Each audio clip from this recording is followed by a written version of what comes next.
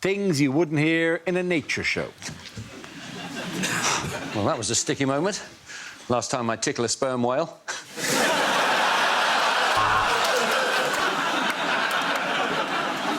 It's been said that male cows don't defecate, but as you can see, that's bullshit.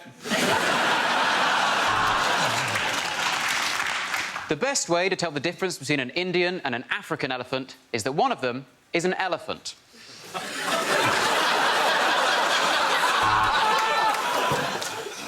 Hello, I'm not an elephant. Told you. The baboon is one of the most sophisticated primates. Would you look at the arse on that?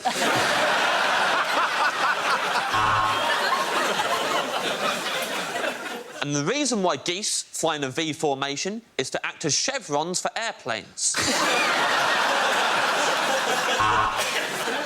Coming up, a couple of rhinos banging and some monkeys finger blasting each other on extremely blue planets. And what a magnificent scene. The monkey is lifting the lion cub towards the sun and I'm being removed from the theatre for talking.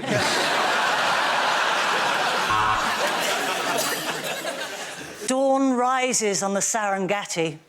Dawn has no idea how she got there. The gibbon is widely considered to be the most frequent masturbator in the entire animal kingdom. We'll see about that. Hello, mates! I'm Daddy Dyer, and welcome to Britain's longest dogs. The camel can walk across the sand because of its toes, or, as scientists call them, fanny outlines.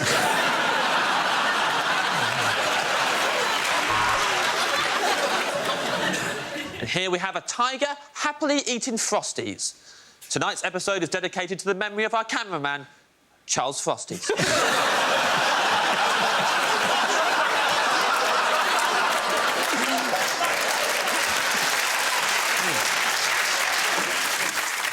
And here we see two majestic birds of prey, or nuns, as they're also called.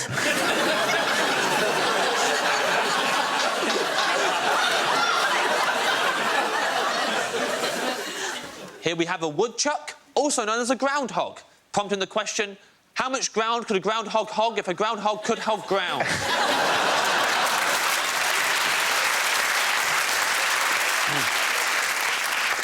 As the three lions circle the female, we ask, when will footballers learn that no means no?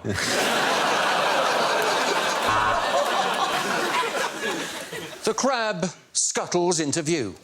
I should have used the special shampoo again.